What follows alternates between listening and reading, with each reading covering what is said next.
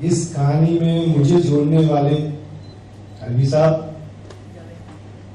और मेरे कलाकार बिरबल जी, अमृतपाल जी, आर्टिस्ट प्रीति चौक से संजय मालवी और हमारे पीआरओ समरजी जी, और सबसे बड़े जो मैं सभी को जानता हूं लेकिन जिनको मैं जानता हूं, श्याम शर्मा जी नहीं गए, तो श्याम शर्मा जी और लड्डा जी फोटोग्राफर जी, सारे सभी को मैं पूरी तरह से पूरी टीम को लेके हम लोग जिस तरीके से दद्दा जी से मिले और दद्दा जी के ऊपर कहानी हमारे मतलब 2 साल से चल रहा है, लेकिन दद्दा जी के ऊपर मैं टाइटल बहुत दिनों से रजिस्टर करा रहा हूं, उन पर मैं सारी चीजें हैं।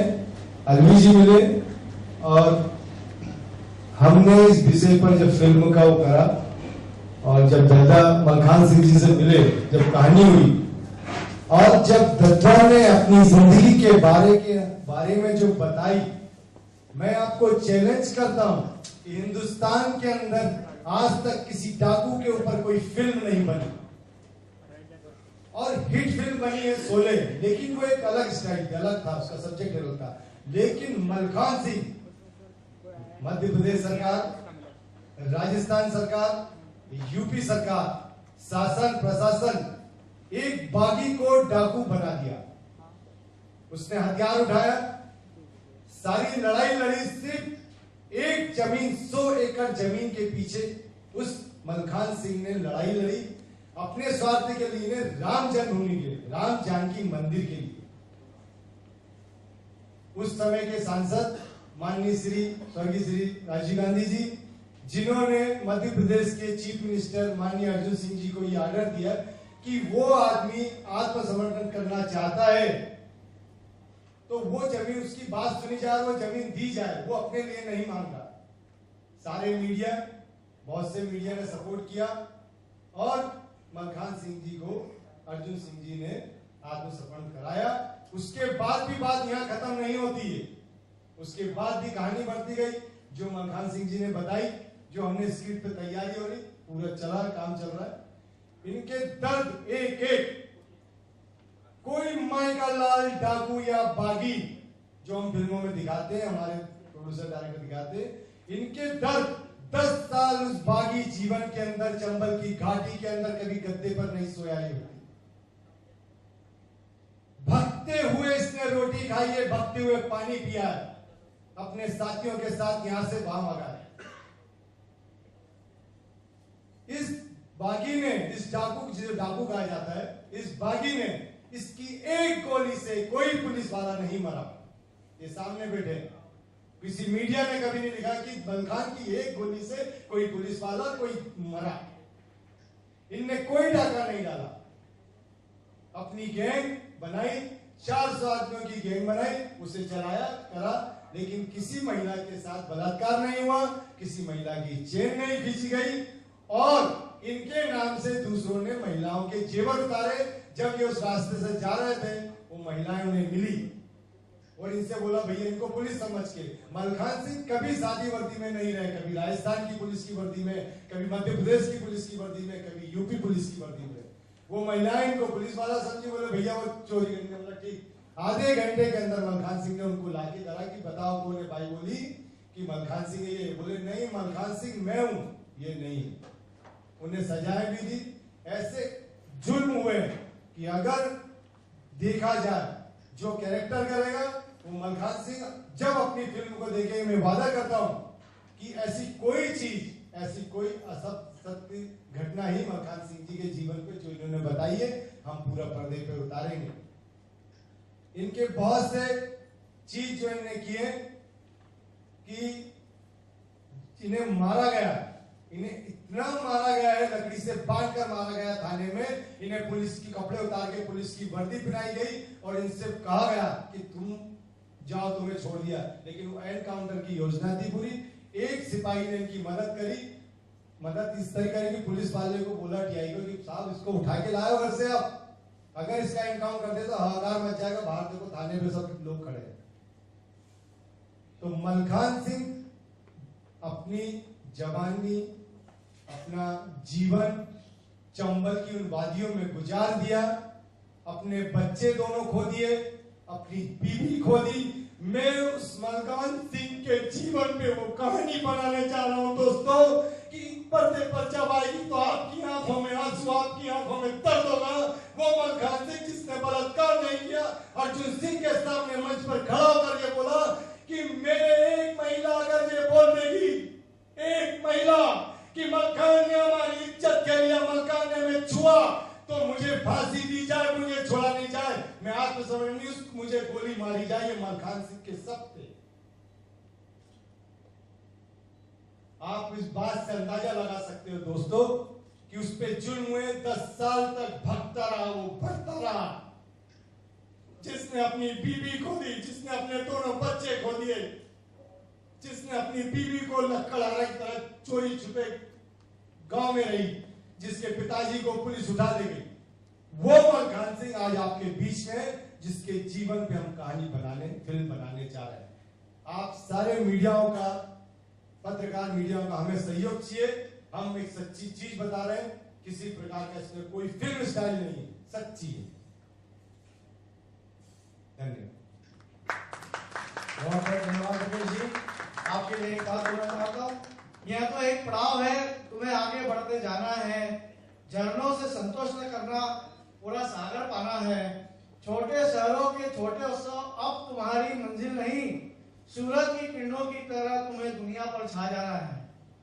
और इस बात को यही विराम देते हुए मैं सभी पत्रकार बंधु, सभी मीडिया के बंधुओं से निवेदन करना चाहता हूं कि आप आदरणीय दद्दा से कुछ बात करना चाहते हैं तो अपनी बात दद्दा से कर सकते हैं। कुछ प्रश्न पूछना चाहते हैं तो दद्दा से आप सवाल जवाब कर सकते हैं।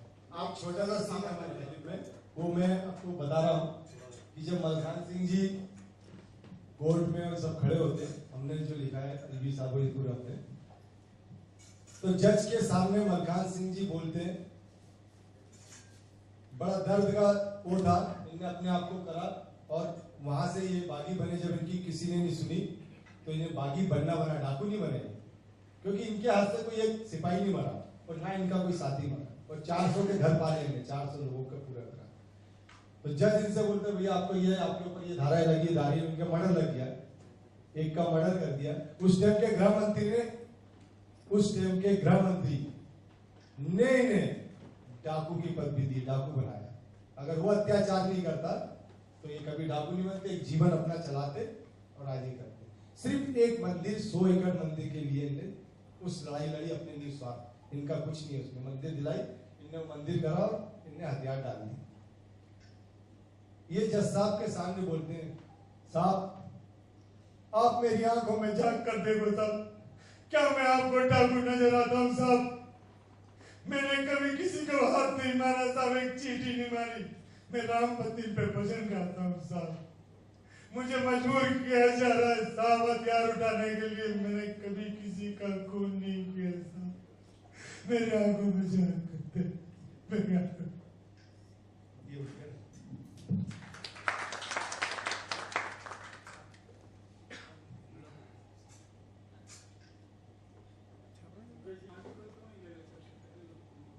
नहीं ले सकते हैं, बिल्कुल लेंगे, आप सही कह रहे हैं। लेकिन हम कहानी मलकान सिंह पे जा रहे हैं। आज मलकान जी 73 या 73 साल के हो चुके हैं, क्योंकि अगर हम यही इनको लेके बनाएंगे तो हम वो चीज नहीं बताएंगे। जब मलकान जी 35 के करीब थे, जब बिहार में गए, आज मलकान जी वो चीज पे नहीं है, वो सब छोड़ के, लेकिन फिल्म में वो आप नजर आएंगे, देखेंगे जिस कैरेक्टर को हम लेंगे तो आपको ऐसा नहीं लगेगा, आपको ऐसा लगेगा कि वाकई मलकान सिंह जी है।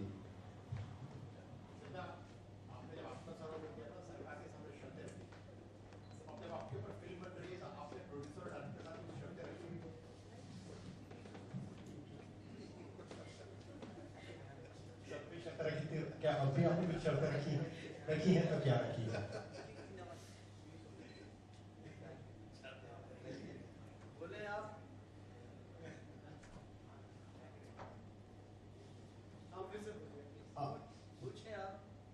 जब आपने आत्मसमर्पण किया था तो आप आपने सरकार के सामने कुछ शर्तें रखी थी और उन शर्तों के साथ आपने आत्मसमर्पण किया था।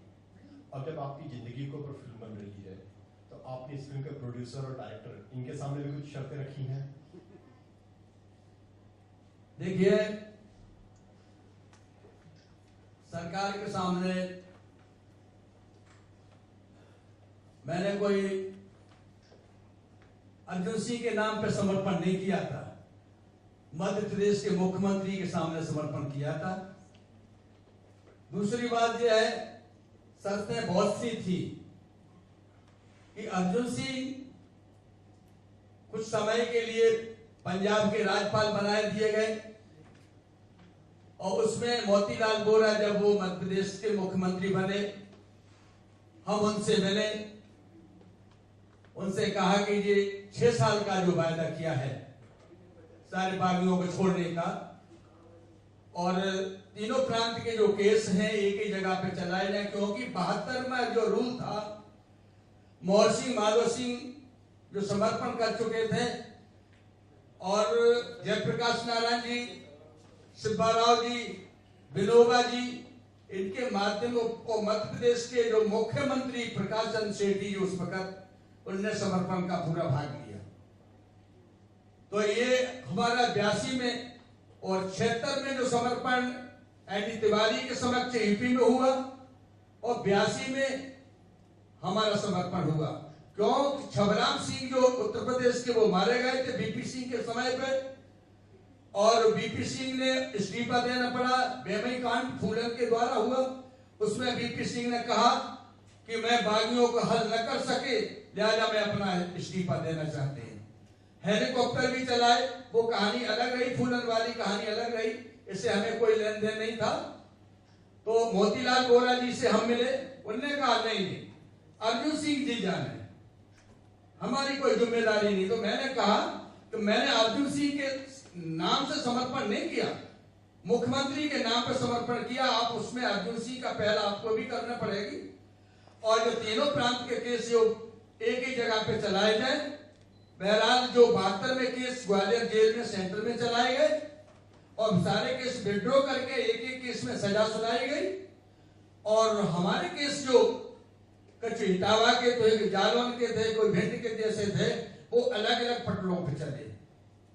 ये शर्त हमारी मतलब नहीं मानी गई और शर्त के साथ हमने समर्पण किया। समर्पण के बाद मंच से उतरने के बाद बिना शर्त समर्पण कर दिया। हमें बुरा लगा कि हमारा हथियार जमा करने के बाद आज और बिना शर्त बात कर रहे हैं। इनकी जुबान है क्या है, इनको अच्छा नहीं इनने का हमारे साथ में किया कि आप शर्त के साथ बात करते थे और शर्त के साथ बात की थी तो आप अपनी शर्त रखते, चाहे वो कुछ भी होते, हम छूटते या नहीं छूटते। ये शर्त हमारे लिए बहुत घातक बनी। तो हमने अपनी जमीन बेची और सारे बागियों को वकील का खर्चा दिया और हमने सब बागियों को धीरे धीरे अपने केस से छुटाया। किसी केस में सजा हुई तो इसके बाद वो हाई कोर्ट से बरी हुए। पुलिस ने जब वो उसका एक रूल था 72 का कि जो बागियों को यदि कहीं बरी हो जाते हैं किसी कोर्ट से और कोर्ट से अगर बरी हो जाते हैं तो कोई पुलिस दोबारा अपील नहीं की जाएगी। ये 72 में रूल था। ये रूल को पुलिस ने तोड़ के इसके बाद हम बरी होने के बाद फिर हाई कोर्ट अपील की। हाई कोर्ट से अगर बरी हम हो जाते हैं तो अपील सुप्रीम कोर्ट में अपील की तो हम सुप्रीम कोर्ट तक गए। तो ये शासन की थोड़ी बदमाशी और गद्दारी रही। उस जमीन को हमने हथियार जब डाला था जब वो जमीन हमने मतलब राम जानकी के नाम से जमीन लगवा ली और कलेक्टर उसके अध्यक्ष है, हम उसके सदस्य हैं ट्रस्ट के, जो पुजारी को रखते हैं ना और थारा पूजा ढंग से हो रही है। तो इसलिए अगर हम अपने शर्त नहीं रखते तो हो सकता था जेल में चले जाते, वो भी हमारी शर्त मंजूर नहीं की जाती। क्योंकि हमने कहा कि ये बदमाशी का राज है कि एक बार जब समर्पण करने की बात की, शर्त के बात की, इसके बाद बिना शर्त सारे इनाम जो था और इसको जो कल्याण मुखर्जी जो हमारे उसमें थे समर्पण के दौरान उनको दे दिया गया। शर्त ये थी कि जो हमारा इनाम हमारे भाग्यों के नाम है वो सारा मंदिर से लगा दिया जाए, हमें न दिया जाए। वो भी नहीं दिया गया हमारे हाथ में। दूसरी बात, जो बागियों को छूटने का बड़ी तबाही पड़ी थी हमने अर्जुन सिंह से मिले और आहूजा साहब आईजी से मिले और ने घाट काट दिया। तो हम अपनी ईपी के अंदर हमने अपनी बारी बारी से सारे केस कोर्ट में चले।